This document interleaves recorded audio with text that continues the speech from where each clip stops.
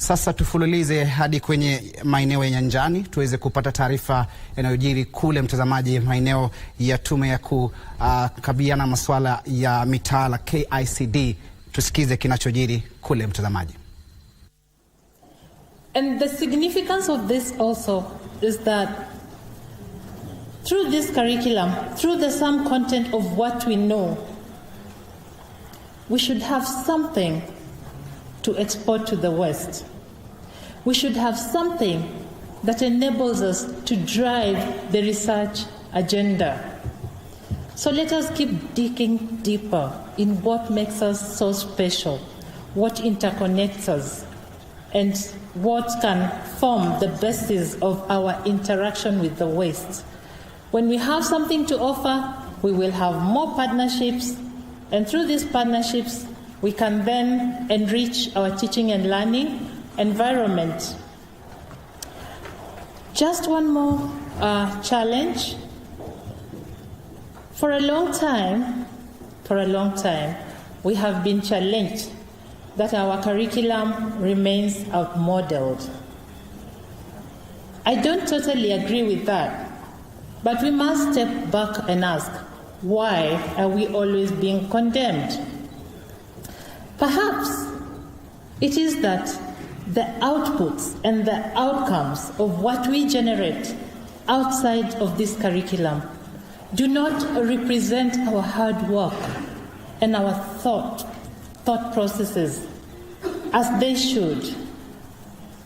And so it is very inspiring to see that over time we are moving away from just the content of the curriculum to how we help the learners make meaning out of this content, and thinking very innovatively about building competencies.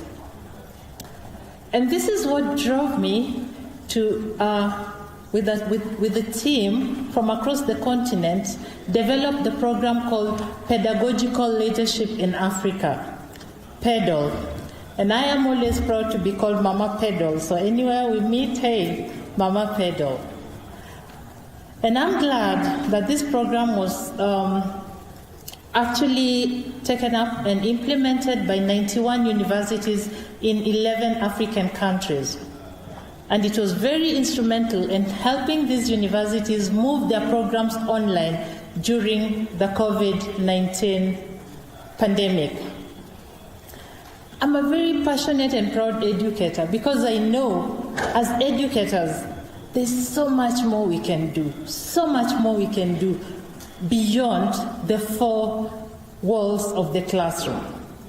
And we should stand proud and tall because it's only us who God has given this power to influence everything that happens on the globe, because we make the expertise that drive everything that happens around us. So let's give ourselves a round of applause.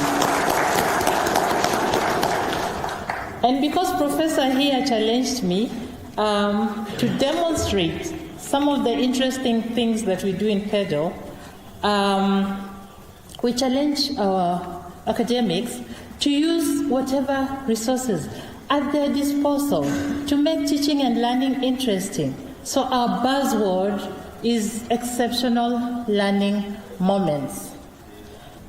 And there was a lecturer from the University of Ibadan who shared something that I thought was really, really life-changing for most of us. Many stories come out of the classrooms. For example, one of the lecturers said they had this map, mind map, for teaching a particular theory. And so after the pedagogical experience, they challenged the students to make meaning of this theory and create their own mind maps. And the students came up with such innovative diagrams that now every time she went to teach a different class, she used one of the students' mind maps. Don't you think that is just so creative and so encouraging, even for the student whose mind map is being used? So these are some of the examples that, I would want us to share, bring life to these discussions. What are we doing differently? I am not a very good singer, but we'll try, because one of the lecturers also was challenging us to use song. Remember, this is at university level, right? At lower levels, I think there's just so much opportunity. How do you teach medicine, these medical courses? Because there are so many viruses to teach. And we want to move away from just students cramming because they forget. So she said she encouraged students to go and prepare on each, they choose a virus and prepare something interesting to present on it. And then they were going to have a virus party. And so on that day, they met under a tree, there were soft drinks, and there are different presentations from poems, songs, rapping, and all that. And so this one comes and it's just a little bit of it, yeah? Plasmodium, I live in your liver, I hemorrhage your liver, I make you dark, pale, and weak, and blah, blah, blah. Surely don't try to solve a club. So you can see how we can stretch the curriculum, make it interesting, make learning so interesting that every day students are dying to come to class. And when they come out of it, they have something that they will remember, pass in their exams, but also apply it in their daily lives, so that it is not just learning for the sake of it, but learning that makes our lives better and those of others. And so, distinguished ladies and gentlemen, allow me to read my minister's speech. I wish to take this opportunity on my own behalf, on behalf of the Ministry of Education and the Government of Kenya, to welcome all of you to Kenya, Nairobi, and to the 4th African Curriculum Association Conference. Indeed, it is the pleasure of the Government of Kenya and the Ministry of Education to host this very important conference. The theme of the conference, Learning for Sustainable Futures, Connections between Curriculum, Cognition, and Context, is timely. Globally, the Sustainable Development Goal number 4 drives the education agenda in governments the world over. They are called to ensure inclusive and equitable education and lifelong learning opportunities for all. While African governments have continued to implement policies and strategies towards the achievement of this goal, some hindrances continue to impede its full attainment. Countries in Africa have continued to address entrenched inequities and inequalities on provision of education. Distinguished ladies and gentlemen, it is worth noting that a substantially high proportion of children and adolescents are out of school, with the most vulnerable being those in difficult circumstances. According to the UNESCO Global Education Monitoring Report of 2022, about 244 million children and youth aged 6 to 18 are out of school, with sub-Saharan Africa having one of the highest rates at 40.16% and accounting for 98 million learners.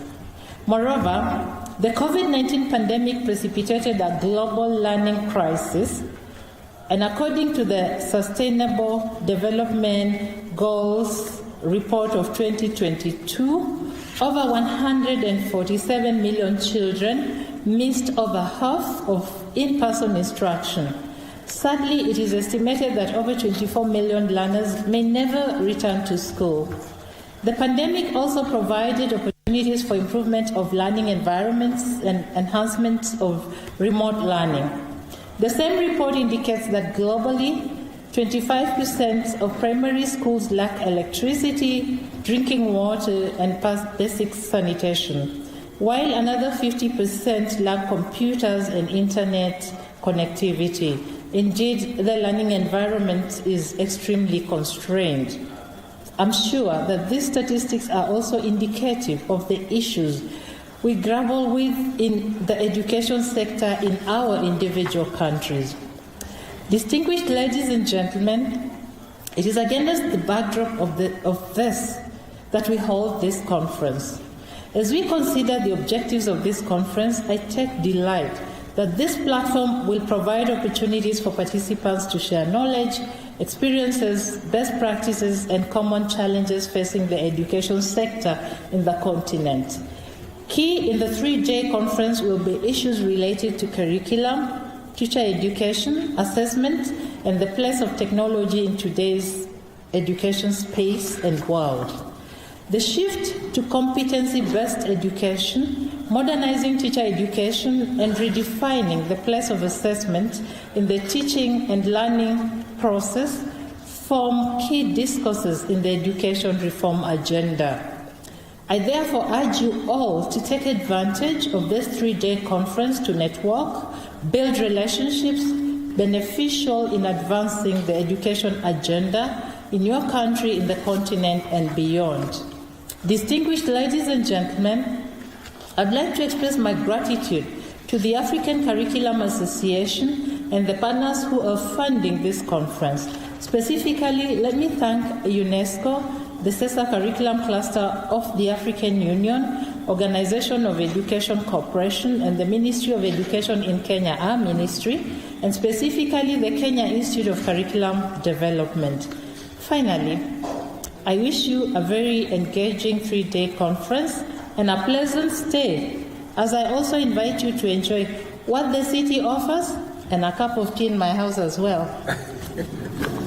Thank you.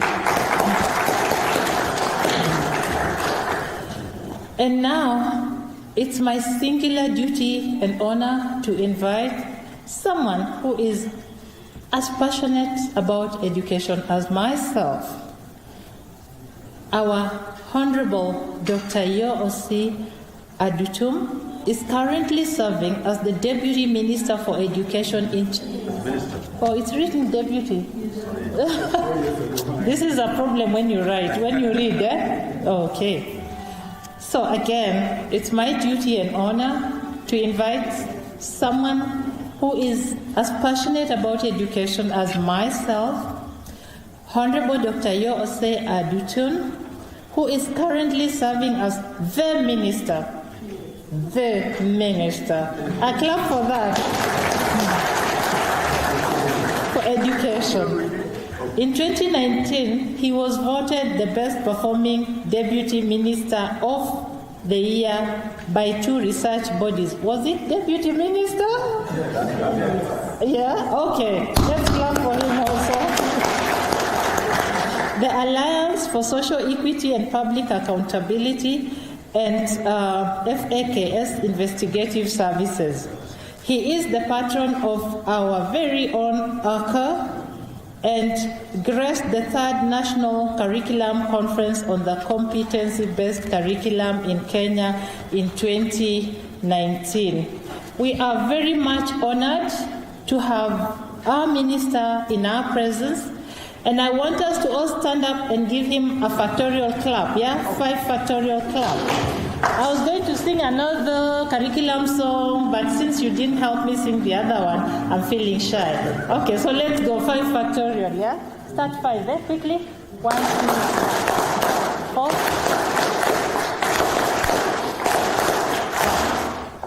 The floor is yours, sir.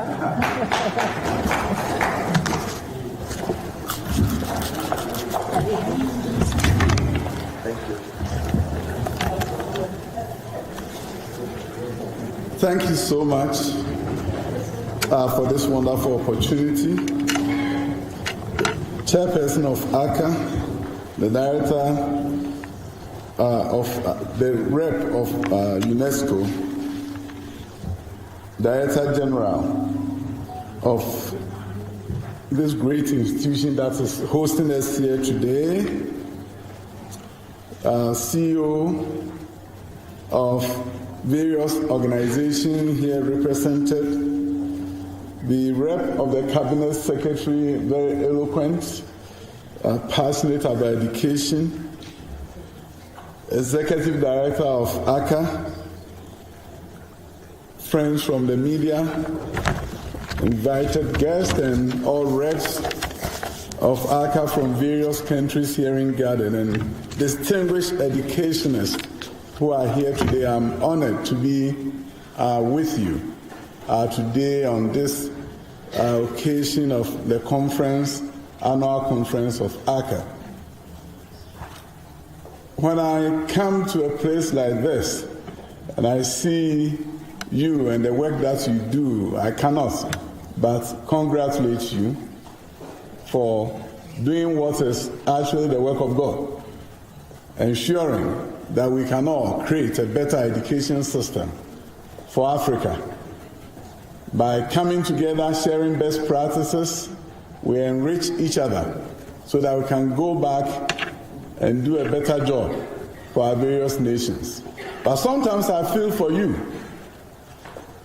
I feel that there are some times when there's a mismatch between what you are writing as curriculum and what will lead to the transformation of Africa. You see, you are like architects coming up with blueprints for builders to build. The blueprint you put together, architects put together, represent the vision, aspirations of the builder. So sometimes we may tell you this is where we want to go, and you design the curriculum. But the curriculum will not take us to where we intend to be. So it doesn't mean you didn't do your job well, but you wrote the curriculum. But what you wrote the curriculum for is not what will transform the fortunes of Africa. So as the chief architect, you're also going to have to look at yourselves as the advocate of total transformation of education. Sometimes I say to myself, I'm a very lucky guy. Lucky in the sense that I had a wonderful opportunity of teaching in the U.S., building charter schools in the U.S., with headmasters or principals working for me in the U.S. I've seen everything when it comes to education transformation. Urban America, challenges, building schools from scratch, ensuring that our students succeed and go to top-level universities, schools that were led by me, funded by the government, changing lives in the center of Los Angeles, California, earning a master's in education management, a PhD in education policy and administration. I'm a lucky minister for education. Lucky in the sense that I know education inside and out. I've taught in the classroom, and that is why I don't hesitate at all to enter classrooms in Ghana and teach. Go to the classroom and teach, and those are enjoyable moments for me because inside and out teaching is what I love. That's why I call myself the teacher-in-chief of the Republic of Ghana. So I've been fortunate to know where we need to take our education system to. So if you are writing the curriculum for me as a minister, I review it. This young man is here. He has high school curriculum sitting in my office. I'm reading through every one of them. And I'm giving him suggestions as to how we can write a curriculum that can change secondary education in the country. I'll give you an example of a curriculum mismatch. Look at the curriculum, the social studies curriculum for Ghanaian high schools. Junior high and high school, senior high. So I became a minister, I took a look at it and I said to myself, students are doing well on the social studies exams, no doubt. The curriculum was written so well. But how can you talk about social studies with a little element of history in it? We're talking about parenting in our social studies curriculum, SDG goals in our social studies curriculum. And for science students, because in Ghana we have pathways, for those students who are doing the science pathway, the only time they have the opportunity to hear something about the country in terms of history is through the social studies curriculum.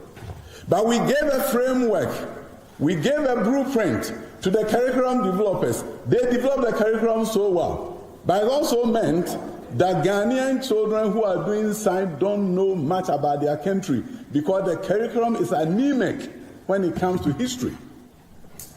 It doesn't mean the curriculum developers did not do their work. They took the vision of the political leaders and said, sometimes a committee of university professors who come together and say, this is your social studies framework. They run with it, they write a curriculum, but it's a curriculum to nowhere. Because you can pass the social studies exams in Ghana, and they do very well on it. But after they finish the social studies curriculum and move into the university, become medical doctors and engineers, they know nothing about what brought about the nation Ghana. So I want you to begin to look at what you are writing and begin to see, is this going to transform the fortunes of our country? So we have to become the advocates, because we know we've done it since independence, written beautiful curriculum. Sometimes they are not even implemented. And where they are implemented, you implement it to fidelity, but it doesn't mean it's going to change your country. We are not even talking about the hidden curriculum. This is the explicit curriculum that we are familiar with. What are the messages buried in the books and the curriculum that will change the mindset of the children? Are these children going to have growth mindset to believe in themselves that everything is possible?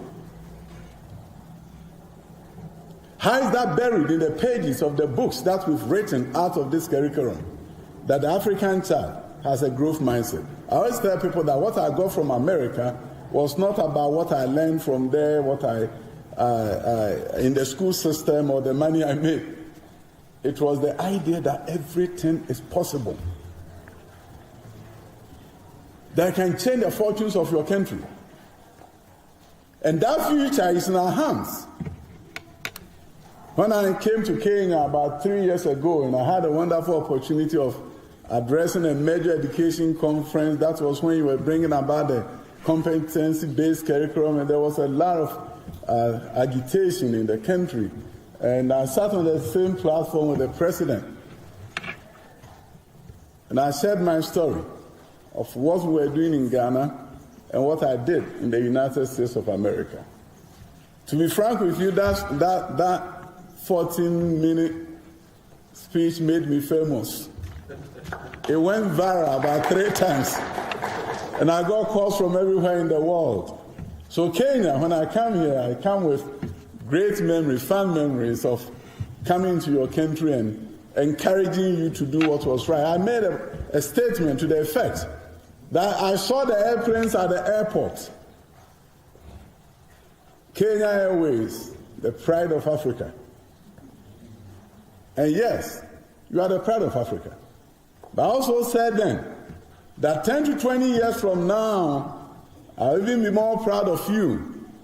You'll be more of a pride of Africa if your children will be the ones assembling the planes or building those aircraft that we are flying. That is when you can truly become the pride of Africa. Passing through your airport, and I was asking myself, all these escalators, when are we going to get our children to be the ones building them, designing them? That is when we truly become the pride of Africa. So I believe that the vision that we can create as educationists of where we want to take our education system to, based on where we want to take our nations to, is what is going to inform an effective curriculum writing, which, when written and implemented, will then transform the fortunes of our country. We cannot continue to be labeled as a continent of poverty. I was looking at the data that was shared by Bill Gates, talking about people in extreme poverty. Extreme poverty. A few years back, Africa's proportion of those in extreme poverty in the world was about 25%. Then came the transformation in China and other East Asian countries, and they ran away from the extreme poverty bracket and left Africa there. So if you look at the pie graph then and the pie graph now, the pie graph then, Africa's share was about 25%. But when they left us there, we are about 90% of that pie graph with the people in extreme poverty. An education system that does not transform our economic fortunes does not and should not be described as an education system. So the curriculum writing, that is just a mismatch. You are writing the curriculum, but what you are writing about is not going to change our continent, then we are in trouble. What are the African classics? What are the books that every African child should read before they graduate from high school? AU, we need leadership. I know your rep is here. What are the African classics? In Ghana, I decided as a minister for education that every child, by the time they get to primary 6, should read the story of Kofi Annan, a Ghanaian who became the Secretary General of the United Nations. So I wanted the children to understand that if this man growing up in Ghana as a young man could become the leader of the world, you, a Ghanaian child, anywhere you find yourself, you can also be a leader. So the books have been published, and the President of the Republic, as you can see from them, read it. One of them with the children of Ghana. So every Ghanaian child is going to. This is where the hidden curriculum comes. This is where you are empowering the children. Yes, they are reading, improving literacy, improving comprehension, but your whole focus is the messages that they are taking from reading of that book is more important than the comprehension skills that they are gaining.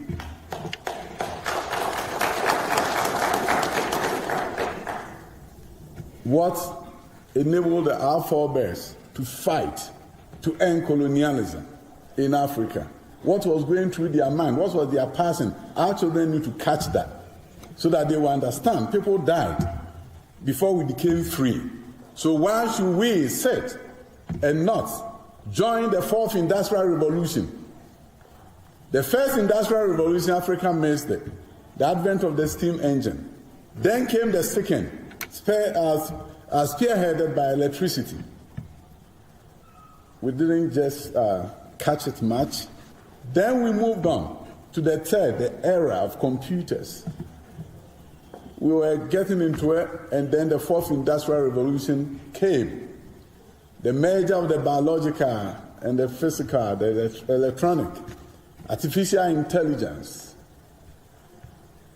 Now that is what is going on. But when we cannot get our children to read, how do we participate in the 4th Industrial Revolution? So when we talk about 87% of children in learning poverty, we are a major piece of that, Africa. But I don't believe that that is our place in the world. It's going to take a fierce determination from you and the political leadership of Africa to change the fortunes of Africa. I taught in the U.S. school system. You go into a class and it's so difficult, especially urban America, getting American children to pay attention to you in the classroom. In my schools, I have to do everything, including weekly learning celebrations, where every week, student of the week for every single teacher was.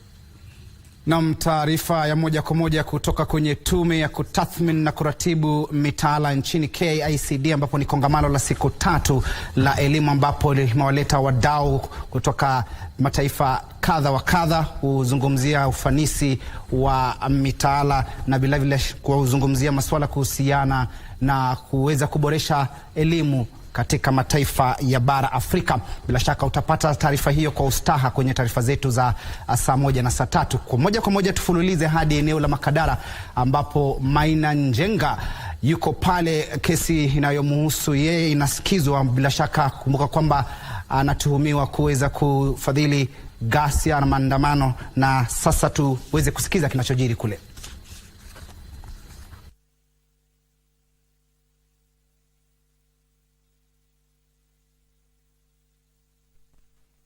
If they had investigated the case properly, they would say we have so and so, Aaron Gubi, Mr. Ondieki, and others as the witnesses. So Ms. Victor Mule as a witness. We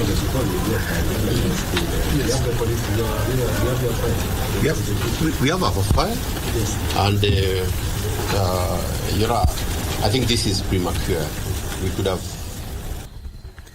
Naam, taarifa hiyo tutakuwa tukuletea kwa muda usiokuwa mrefu. Kumekuwa na hali ya mushkil kidogo mtazamaji, bila shaka ni taarifa inayomhusu Maina Njenga ambaye bila shaka amefika kizimbani, kesi inayomhusu yeye kuhusiana tu na tuhuma za kufadhili ghasia kwenye maandamano ambayo yamekuwa yakiendelea inayoongozwa na muungano wa upinzani Azimio. Bila shaka taarifa hiyo tutakuwa na kuletea kwa muda usiokuwa mrefu. Furaha iliyoje kufahamu kwamba unatizama Kurunzi Mashinani hapa kwenye runinga yenye ushawishi mkubwa kwenye taifa hili.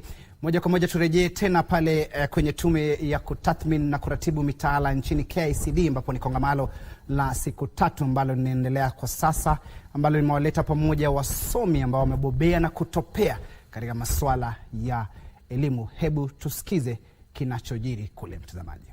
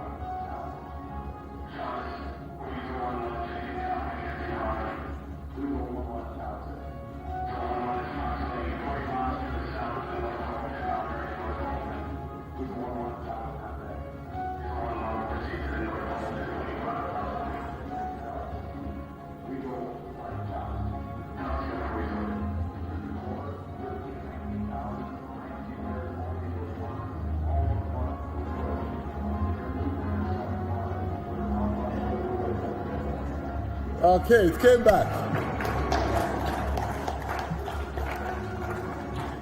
This is a drone developed by young women, and they are doing so well. Now they are going beyond this. This came out of a club. But this next academic year, we're developing 12 schools focusing on aviation and aerospace in Ghana. We believe that the African child has the capacity to do everything if we will set a goal for them. But because we want to do this now, NACA, our organization...